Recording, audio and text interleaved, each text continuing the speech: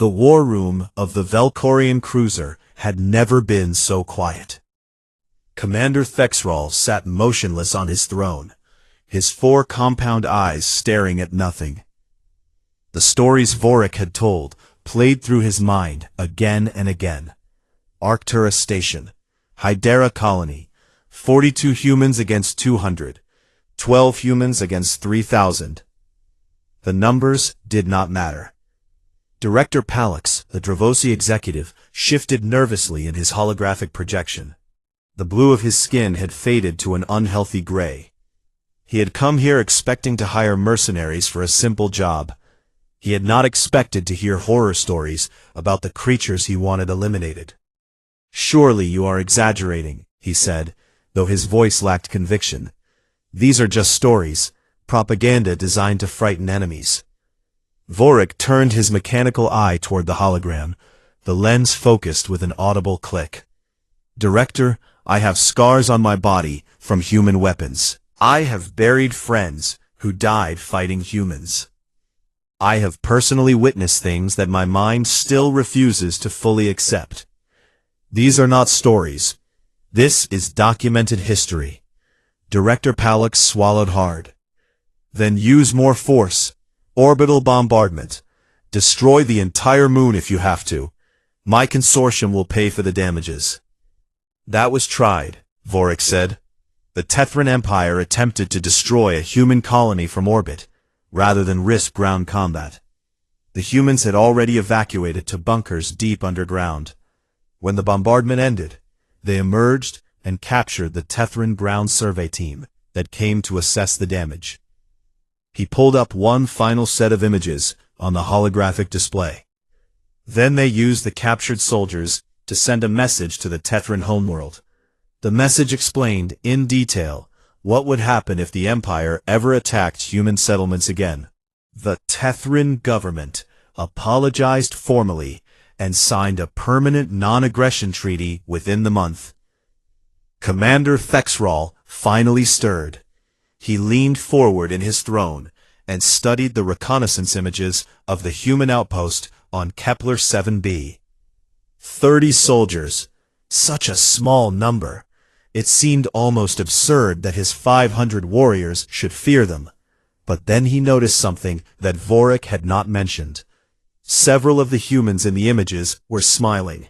Not nervous smiles, not forced smiles of creatures trying to appear brave. These were genuine expressions of happiness, relaxed and confident and eager. They knew they were being watched. They knew that someone was considering an attack on their position, and they were looking forward to it. One human in particular caught his attention, a woman with short blonde hair and a face that seemed carved from stone. She was clearly visible in one image, pointing directly at the reconnaissance drone and making a hand gesture that was universally recognized across all known species. She was inviting them to come closer. Another image showed a large male human holding up a hand-painted sign. The words were written in the common trade language so that anyone could read them. "We have coffee and ammunition. We can wait." Thexral stared at that sign for a long time. He thought about what it meant. He thought about the kind of creature who would write those words while facing a potential invasion by hundreds of heavily armed warriors. He thought about what his warriors would face if they landed on that moon. "Tell me," he said to Vorik, "what would happen if we attacked that outpost?" Vorik considered the question carefully before answering. "Our dropships would be targeted before they reached the surface. We would lose perhaps 50 warriors before anyone set foot on the ground. The humans would retreat into the jungle, which they have certainly mapped and prepared over the past months. They would lead our forces into ambushes and kill zones. We would lose another 100 in the first day." He paused, his mechanical eye dimming. "By the second day, our warriors would be exhausted, demoralized and scattered. The humans would begin hunting them individually. By the third day, survivors would be trying to surrender. But human special forces do not always accept surrender in the field. They might take prisoners, they might not. And if we committed all 500 warriors at once, Thexral asked. Then we would lose 500 warriors at once, Vorik replied simply. More targets mean more opportunities for the humans. They would adapt their tactics, find new ways to kill, and continue until we were all dead or gone. That is what they do. That is what they are built for. Commander Thexral closed his eyes. In the darkness behind his lids, he saw his warriors dying. He saw the jungle moon of Kepler 7b becoming a grave for his people. He saw the smiling faces of human soldiers as they added another victory to their endless count. He opened his eyes and stood up from his throne. The Valkorian Mercenary Guild formally declines this contract, he announced. His voice was steady and calm. We suggest you find another solution to your problem, perhaps diplomacy. Director Palak sputtered with outrage. This is unacceptable. I am offering you more credits than your guild has ever seen. This is the opportunity of a lifetime. It would also be the end of my guild's lifetime, Thexral replied. I did not build our reputation by sending my warriors to certain death. Find someone else. Who? The director demanded. Who else could take this contract? Vorik shook his head slowly. No one, Thexral said. No mercenary force in this sector will attack human special forces. The word has spread too far. The stories are too well known. You will not find anyone to do your dirty work, Director. Not against those humans. Director Palak's hologram flickered with barely controlled rage. You are cowards, all of you, afraid of a handful of soft, weak creatures. Thexral allowed his mandibles to click together in what passed for a smile among his people. It was not a friendly expression. Director, there is an old saying that has spread among mercenary guilds over the past 30 cycles. I did not understand it until today, but now I do. He turned and began walking toward the war room exit. Never fight humans unless you have to. And if you have to fight humans, never fight their special forces. They are not soldiers. They are something far worse. Director Palak's voice followed him. What are they? Thexral paused at the doorway. He looked back at the holographic images still floating in the center of the room. The smiling humans, the sign about coffee and ammunition, the woman pointing at the camera. They are humans who have been taught to stop holding back. He left the war room. Behind him, Director Palak's hologram faded away as the connection was terminated. Vorik followed his commander through the corridors of the cruiser, saying nothing. In the navigation center, Thexral gave new orders. The cruiser changed course, turning away from Kepler 7b and heading toward friendlier space. The contract was refused, the money was lost. But his warriors would live. On the jungle moon below, the human special forces continued their daily routines. They trained. They prepared. They waited for an enemy that would not come. Lieutenant Commander Megan Cross, the woman who had pointed at the reconnaissance drone, stood at the edge of the outpost and watched the stars. They are leaving, said Gunnery Sergeant Ben Taylor, the man who had made the sign. He stood beside her, holding a cup of coffee. They always do, Megan replied, eventually. Ben took a sip of his coffee and smiled. Shame. I was looking forward to some exercise. Megan laughed quietly. Above them, the lights of departing ships faded into the darkness of space. Another enemy had decided that discretion was the better part of valor. The legend grew. And across the galaxy, mercenary guilds and military forces learned the same lesson over and over again. Some prey was simply too dangerous to hunt. Some humans were simply too stubborn to defeat. And some battles were not worth fighting, no matter how much money was offered. The Valkorian cruiser vanished into hyperspace, carrying its warriors to safer contracts and easier victories. Commander Thexral would never speak of this day again, but he would never forget it either. None of them would. Kethera Prime was a world of ice and stone. The wind howled constantly across its frozen surface, carrying snow and fragments of ancient rock. Nothing lived here. Nothing had lived here for millions of years. That was exactly why it had been chosen for the Peace Summit. It belonged to no one, threatened no one, and reminded everyone of what war could do to a world. The diplomatic compound was a large structure built into the side of a mountain. It was warm inside, protected from the endless cold by powerful generators. Delegates from a dozen different species had gathered here, but the most important were the Siraxians and the Voreth. The Voreth were tall reptilian beings with green and black scales and eyes like burning coals. They were proud, aggressive, and had been enemies of the Siraxian Empire since before Valith was born. Their lead delegate was named Corax, a military commander who had personally led campaigns against Siraxian worlds. Valith hated him, but she kept her feelings hidden behind a mask of diplomatic courtesy. The first 2 days of the summit were filled with formalities. There were speeches about peace and cooperation. There were dinners where enemies sat across from each other and pretended to be civilized.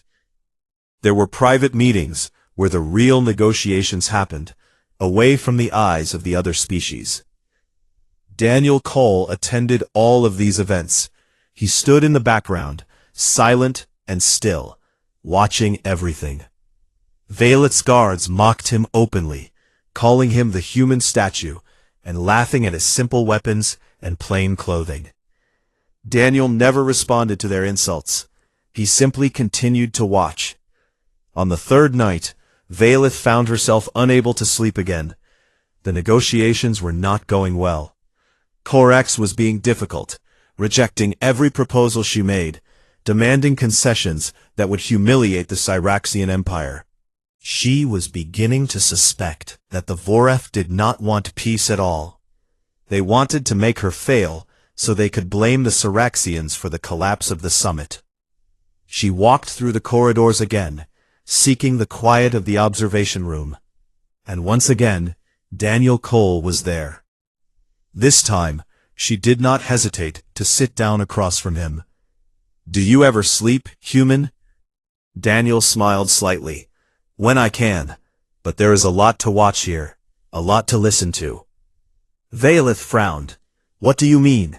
What is there to watch? The summit is all talk and formality." Daniel turned from the window and looked at her directly.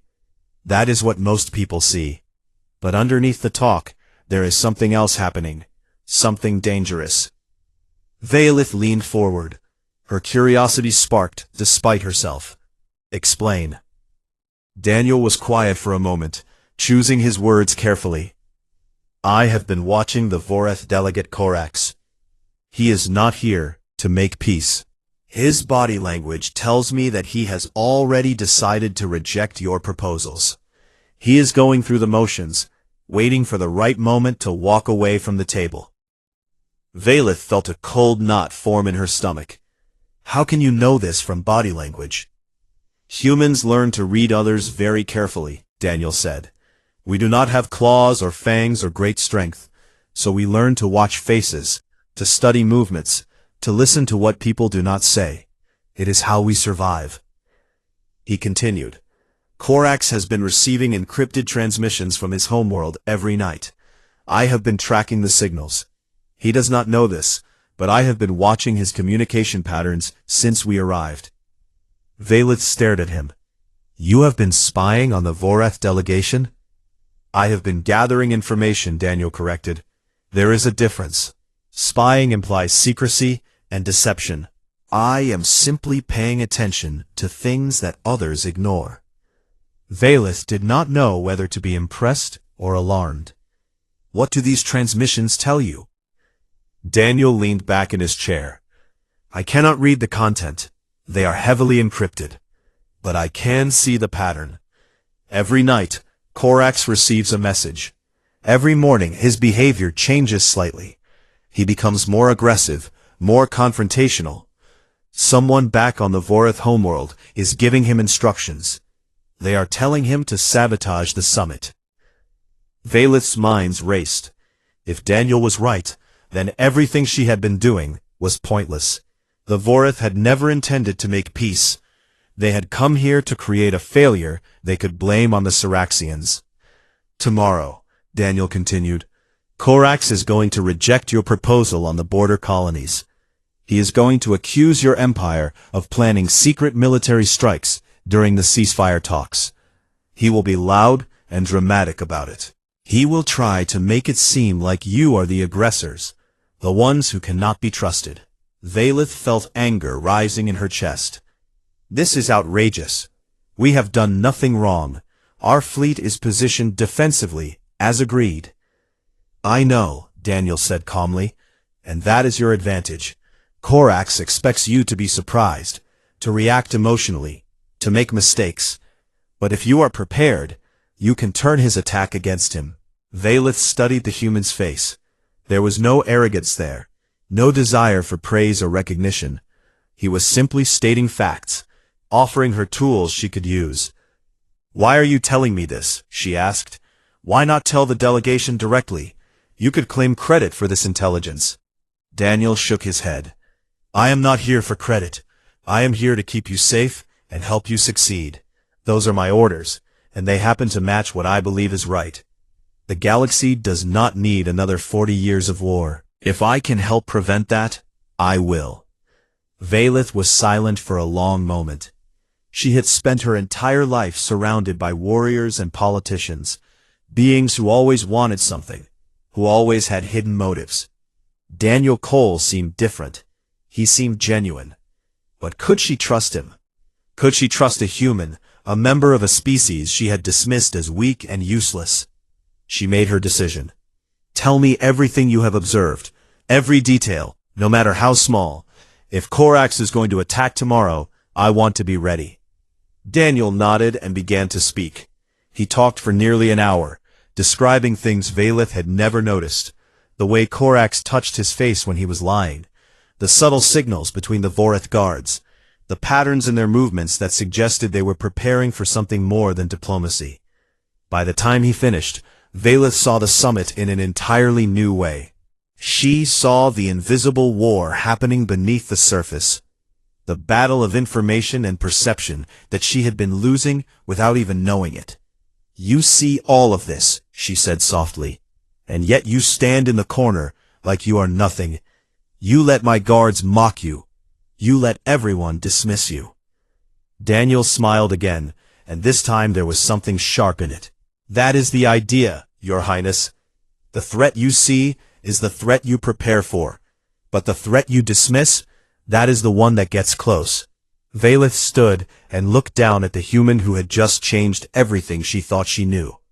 I misjudged you, Daniel Cole. Most people do, he replied. Get some rest. Tomorrow is going to be a difficult day. She left the observation room with her mind full of new thoughts and new possibilities. For the first time since the summit began, she felt like she might actually win. The morning session began with tension thick enough to cut with a blade. Delegates from every species took their seats in the Great Hall, a circular room with a domed ceiling made of transparent material that showed the gray sky and falling snow above. Vaylith sat at the Siraxian table with Counselor Thyron at her side. Her guards stood behind her, proud and tall. Daniel Cole stood in the corner, as always, watching everything. Corax entered the room with his delegation. The Voreth commander was larger than most of his species, with scars across his snout that spoke of decades of combat. His eyes swept across the room and settled on Vaylith with obvious contempt. The session began with routine matters. Trade agreements were discussed. Prisoner exchanges were proposed. For 2 hours, everything seemed normal, even boring. Vaylith answered questions and made careful statements, all while waiting for the attack she knew was coming. It happened just after midday. Corax stood from his seat, his massive frame casting a shadow across the table. I must speak, he announced, his voice loud and harsh. I must address a matter of grave concern to the Voreth Dominion. The other delegates fell silent. All eyes turned to the reptilian commander. We came to this summit in good faith, Corax declared. We came seeking peace, after 40 years of blood. But what have we found? Deception, lies, betrayal. He pointed a clawed finger at Valeth. The Siraxian Empire has positioned warships along the neutral zone. They claim these ships are defensive, but our intelligence says otherwise. They are preparing to strike our colonies while we sit here talking about peace. The Siraxians do not want peace, they want victory through treachery. Delegates exchanged worried glances. The accusation was serious, and if believed, it would destroy any chance of ending the war. Valeth remained calm. She had been expecting this exact moment, thanks to Daniel's warning. Instead of reacting with anger or surprise, she simply stood and addressed the room with a steady voice. "Commander Corax makes a serious accusation," she said, "and serious accusations require serious evidence. I would like to see this intelligence he speaks of. I would like the delegates of this summit to examine it themselves." Corax hesitated. He had not expected her to respond so calmly. "Our intelligence comes from reliable sources. We do not need to prove anything to you." "But you do need to prove it to them," Valeth said, gesturing to the other delegates. "This summit is about trust. If you accuse my empire of treachery, you must show proof. Otherwise, your words are nothing but empty accusations designed to sabotage these negotiations." She touched a control on her table, and a holographic display appeared in the center of the room. It showed the current positions of every Siraxian military vessel, verified by neutral monitoring stations. "Here is the truth," Valeth continued. "Our fleet is positioned exactly where we agreed it would be. Every ship, every station, every patrol route is documented and verified. We have hidden nothing because we have nothing to hide." Corax's eyes narrowed. The other delegates were studying the display, seeing for themselves that the Siraxian fleet was indeed in defensive positions. The accusation was falling apart. "Furthermore," Valeth added, "I propose that we allow independent observers to inspect both our fleet and the Voreth fleet. If there is treachery happening, let us find it together. Unless, of course, the Voreth Dominion has something they wish to hide." The room went silent. Corax stood frozen, his claws gripping the edge of his table. He had walked into a trap of his own making. If he refused the inspection, he would look guilty. If he accepted, his own military movements might be exposed. "This is unnecessary," Corax growled. "We did not come here to be investigated." "Then perhaps you should not have made accusations without evidence," Valeth replied smoothly. "Peace requires honesty, Commander. It requires trust.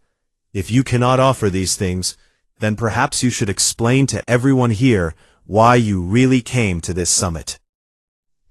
Several delegates nodded in agreement. The representative from the Keth Union spoke up. "The princess makes a fair point. If accusations are made, proof must be shown. This is basic diplomatic protocol." Corax looked around the room and saw that he had lost control of the situation. The other species were not siding with him. His manufactured crisis had been diffused before it could spread. "We will consider the inspection proposal," he said finally, sitting back down. His voice was tight with barely controlled anger. "But this matter is not finished." "Of course not," Valeth said pleasantly. "We have much more to discuss." The session continued for several more hours, but the momentum had shifted. Corax remained quiet for most of it, his plans ruined by a princess who had somehow known exactly what he was going to do. That evening, Valeth found Daniel in his usual spot in the observation room. She sat across from him without waiting for an invitation. "You saved the summit today," she said. "If I had not been prepared for his attack, everything would have fallen apart." Daniel shook his head. "You saved the summit. I just gave you time to prepare. You were the one who stood up there and turned his own weapon against him." Valeth studied him for a long moment. "Why did you not tell the delegation directly? You could have taken credit for discovering the Voreth plan." I do not need credit, Daniel said simply. I need results. And the result today was that you kept the peace talks alive. That is what matters. Valith leaned back in her chair, trying to understand this strange human. Her entire life, she had dealt with people who wanted power, recognition, advancement. Everyone always wanted something, but Daniel Cole seemed to want nothing except to do his job well. What are humans really? She asked. The galaxy sees your species as weak. You are short-lived, fragile, easily broken. Yet here you are, walking among empires that could destroy your civilization in a single campaign. How do you survive? Daniel was quiet for a moment, considering the question. We survive because we learned early that strength is not just about muscles and weapons. The strongest creature in the room is not always the most dangerous one. Sometimes, the most dangerous creature is the one that watches, waits, and thinks. He looked at her with those simple brown eyes that now seemed far deeper than she had first believed. Humans do not have claws or scales or telepathy. So we learn to adapt. We learn to see patterns that others miss. We learn to think 3 steps ahead of our enemies. We learn that being underestimated is not a weakness. It is an advantage. Valith thought about his words. Her father had once told her that the greatest weakness of the Syraxian Empire was arrogance. They were so powerful that they stopped looking for threats in unexpected places. They saw what they expected to see and missed everything else. Daniel Cole had been invisible to her because she expected him to be nothing. And in that invisibility, he had gathered information, made plans, and positioned himself to save her when she needed it most. I have been blind, she admitted.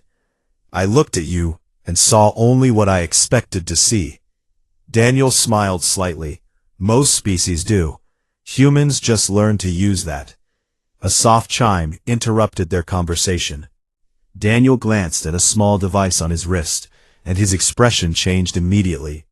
The calm, relaxed look vanished, replaced by something cold and focused. What is it? Valith asked. Daniel stood quickly, his hand moving to his pistol. We need to leave this room, right now. There is a kill team inside the compound, and they are heading toward your quarters. Valith felt her blood run cold. How do you know this? Daniel was already moving toward the door. Because I have been watching everything since we arrived. And right now, my sensors are showing me exactly where the assassins are. He looked back at her, his eyes sharp as blades. Stay close to me, Your Highness. The real fight is about to begin. The corridors of the diplomatic compound were dark and silent. Most of the delegates had retired for the night, and the lights had been dimmed to simulate the natural cycle of day and night. Valith followed Daniel closely, her hearts pounding in her chest as they moved through the shadows. Daniel moved differently now. Gone was the passive, quiet man who stood in corners and watched. In his place was something else entirely. He moved like a hunter, his steps silent, his body low and ready. His eyes never stopped scanning the path ahead, the doors on either side, the corners where enemies could hide. How many? Valith whispered. 6, Daniel replied without breaking stride. Vorith Special Forces. They hit the guard barracks first.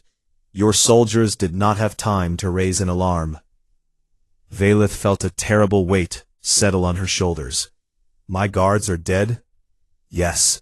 Daniel's voice was flat, emotionless. They were good warriors, but they were not prepared for this kind of attack. The Voreth sent professionals. Then how can we possibly survive? Valith demanded. If 6 Voreth soldiers killed my entire guard, what chance do we have? Daniel glanced back at her. Your guards were surprised in their sleep. We are not surprised. That is the difference between living and dying. He stopped at a junction and pressed himself against the wall, listening. After a moment, he nodded and continued down a different corridor. leading her away from the route she would have taken. "They are between us and the main exit," he explained. "They expect you to run for the shuttle bay. That is where they have positioned their primary team. But I know a different way." They moved through sections of the compound that Valeth had never seen. Storage rooms, maintenance tunnels, service corridors, used by the cleaning staff. Daniel navigated them with perfect confidence, as if he had memorized every centimeter of the building. "You mapped this entire compound," Valeth realized. "On the first day," Daniel confirmed. "I always know at least 3 ways out of any building I enter. It is basic survival." They reached a small storage bay, filled with crates and equipment. Daniel sealed the door behind them, and moved to a wall panel that looked completely ordinary. He pressed a sequence of points on the panel, and it slid open to reveal a hidden compartment. Inside was a case. Daniel opened it to reveal weapons, explosives, communication equipment, and medical supplies. Valeth stared at the cache. "You placed this here, days ago." "The first night we arrived," Daniel said, checking a rifle from the case. "I placed 6 caches throughout the compound. Different weapons, different supplies, in case I needed to fight my way out from different positions." He handed her a small energy pistol. "Can you shoot?" Valeth took the weapon and felt its weight in her hand. "I am a princess of the Syraxian Empire. I was trained in combat before I could walk." Daniel grinned, and it was the first genuine smile she had ever seen from him. "Good. Then stay behind me and shoot anything that is not me." A loud boom echoed through the compound. The assassins had found them. They were cutting through the sealed door with breaching charges. Daniel positioned himself behind a stack of crates, his rifle aimed at the door. "When they come through, stay low. They will expect us to panic and run. Instead, we fight." The door exploded inward, filling the room with smoke and debris. 2 Vorath soldiers charged through immediately, their weapons raised, their reptilian eyes scanning for targets. Daniel fired twice. Both soldiers dropped before they could take 3 steps. Valeth had seen Syraxian warriors in combat. They were powerful and terrifying, overwhelming their enemies with strength and aggression. Daniel was nothing like them. He did not roar or charge. He simply aimed and fired with mechanical precision, each shot finding its target with perfect accuracy. A 3rd soldier came through the smoke, firing wildly. Daniel rolled to the side, avoiding the plasma bolts, and put 2 rounds through the soldier's throat. The Vorath collapsed, choking on his own blood. The 4th soldier was smarter. He used the doorframe as cover, only exposing himself to fire quick bursts. Daniel exchanged shots with him for several seconds, neither able to hit the other. "Cover me," Daniel said, and before Valeth could respond, he was moving. He sprinted across the room, not in a straight line, but in a zigzag pattern that made him almost impossible to track. The Vorath soldier tried to follow him with his weapon, but Daniel was too fast, too unpredictable. He reached the side of the doorframe and drove a knife into the gap between the soldier's armor plates. The Vorath screamed and swung a massive fist at Daniel's head. Daniel ducked under the blow, twisted the knife, and pulled it free. The soldier fell, and Daniel finished him with a shot to the head. 2 more. Valeth could hear them approaching, their heavy footsteps echoing in the corridor. They were being more careful now, having seen 4 of their comrades die in less than a minute. Daniel reloaded his rifle and checked his remaining ammunition. "They will try to flank us. One will come for the door, while the other finds another entrance. I need you to watch the ventilation shaft in the ceiling." Valeth looked up and saw the shaft he meant. It was barely large enough for a Vorath to fit through, but special forces were trained to use every possible approach. "I will handle the door," Daniel said. "You handle the ceiling. When you see movement, shoot until it stops." The 5th soldier came through the door with a plasma cannon, a heavy weapon designed to destroy vehicles. Daniel dove behind a metal crate, just as the cannon fired, the blast melting through the wall behind where he had been standing. Vaylith saw movement in the ceiling shaft. She raised her pistol and fired, again and again, pouring energy into the small opening. A Vorith body tumbled out of the shaft and crashed to the floor, smoke rising from a dozen wounds. Daniel was still fighting. The soldier with the plasma cannon advanced, confident in his superior firepower.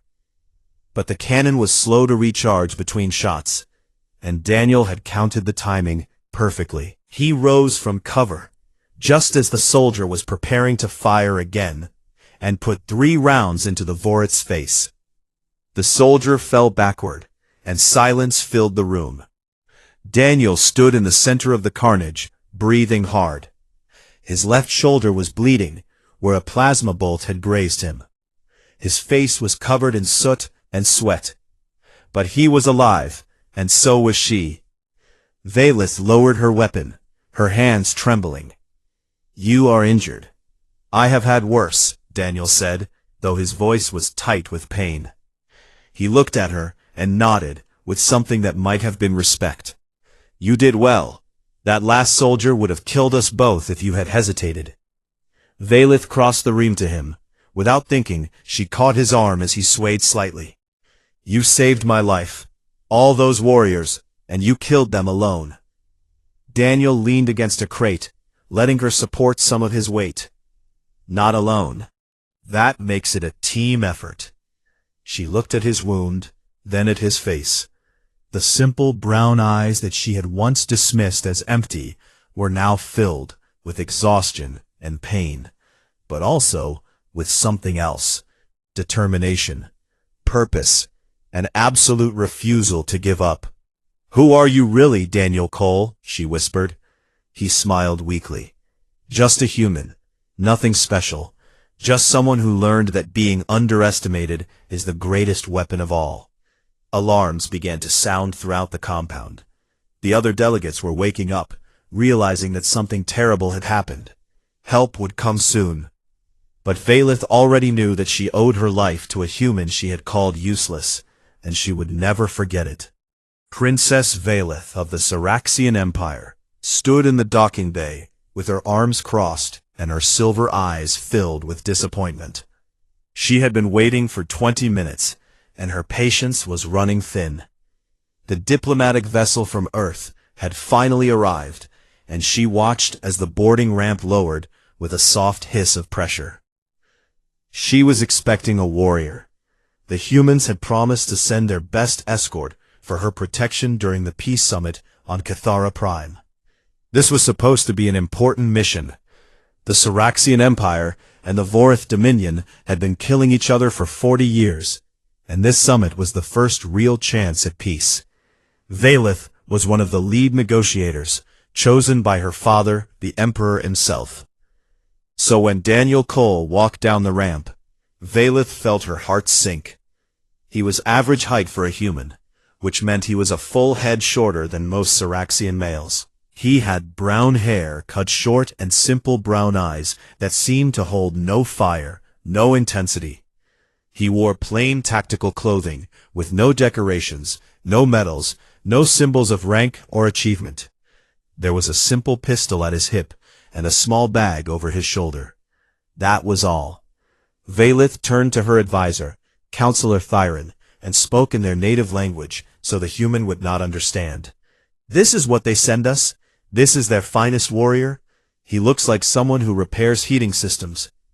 Thyron was old and wise, with deep blue scales that had faded with age. He tilted his head slightly. The humans were very specific about this one. They said he was the right choice for this assignment. Perhaps there is more to him than what we see. Vaylith made a sound of disgust. "Our warriors can tear through starship armor with their bare claws. Our soldiers train from childhood in the deadliest combat forms known to the galaxy. And the humans send us this soft, small creature? It is an insult." Daniel Cole approached them and stopped at a respectful distance. He gave a small nod of his head. "Princess Vaylith, I am Daniel Cole, and I have been assigned as your escort for the duration of the Peace Summit. I will do my best to stay out of your way, while making sure you remain safe." Vaylith did not offer her hand in the human greeting. She simply looked down at him with cold eyes. "See that you do, human. Try not to embarrass yourself or my delegation during these proceedings." Daniel nodded again. His face showed no anger, no embarrassment, no reaction at all to her harsh words. "Understood, Your Highness." This made Vaylith even more irritated. A Syraxian warrior would have bristled at such disrespect. A Syraxian would have defended his honor with sharp words, or even a challenge to combat. But this human just stood there, accepting her insults like they meant nothing. Weak, she thought. Utterly weak. They walked through the corridors of the space station, toward the shuttle that would take them to Cathara Prime. Vaylith's own guards flanked her on both sides. They were massive Syraxian males, with scales the color of midnight, and muscles that could crush bone. They carried plasma rifles, and wore full combat armor that made them look like living statues of war. Daniel walked behind them all. He carried nothing but his small pistol and his bag. He said nothing. He made no attempt to introduce himself to the guards, or to make conversation with anyone. He simply walked and watched. Vaylith glanced back at him several times during their journey. Each time, she noticed the same thing. His eyes were always moving. He looked at every corridor, every doorway, every person they passed. He seemed to be counting things, measuring distances, noting details that no one else cared about. It was strange behavior, but Vaylith dismissed it as nervousness. The human was probably terrified, she decided. He was surrounded by beings who could kill him with a single blow, and he knew he did not belong here. His constant watching was simply the fear of a prey animal surrounded by predators. When they reached the shuttle, Vaylith took her seat in the private cabin reserved for her status. Thyrin sat across from her, and her guards took positions at the door. Daniel Cole found a small seat in the corner, away from everyone else, and sat down quietly. "He does not even try to assert himself," Vaylith said to Thyrin, still speaking in their language. "A proper escort would want to know the security arrangements. He would want to meet with my guards and coordinate defensive strategies. This one just sits in the corner, like a forgotten piece of luggage." Thyrin stroked his chin thoughtfully. "Perhaps humans have different methods. Their species is very young compared to ours. They have only been traveling the stars for a few hundred years. We should not judge them too harshly." "Their youth is exactly the problem," Vaylith replied. "They have no experience, no tradition, no understanding of how the galaxy truly works.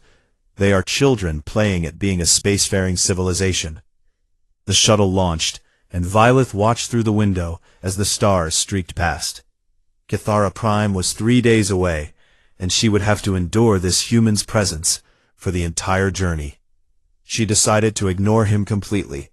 Her guards would handle any real threats. Daniel Cole was simply a political gesture, a token human presence to satisfy some diplomatic requirement. He would stand in the background during the summit, do nothing of importance, and then return to Earth where he belonged. That night, Vaylith could not sleep. The weight of the coming negotiations pressed down on her mind. Millions of lives depended on her success. If she failed, the war would continue. More worlds would burn. More families would be torn apart. She left her cabin and walked through the quiet corridors of the shuttle. The lights had been dimmed for the sleep cycle, and most of the crew was resting. She found a small observation room near the front of the ship and stepped inside, hoping to find some peace in the view of the stars. Daniel Cole was already there. He sat in a chair by the window, completely still, staring out at the darkness. He did not turn when she entered, but he spoke. "Trouble sleeping, Your Highness?" Vaylith considered leaving, but something made her stay. Perhaps it was simply the need for company, even if that company was a human she despised. The summit weighs on my mind, she admitted, taking a seat across from him. There is much at stake. Daniel nodded slowly. 40 years of war, billions dead, and now it all comes down to a few days of talking in a frozen building on a dead world. He finally looked at her. That is a heavy burden for anyone to carry. Valith studied his face. For the first time, she saw something behind those simple brown eyes, something that looked almost like understanding. But she pushed the thought away. He was just a human. What could he possibly understand about the weight of empires? She stood and left without another word. But as she walked back to her cabin, she could not shake the feeling that she had missed something important, something about Daniel Cole that she could not quite see.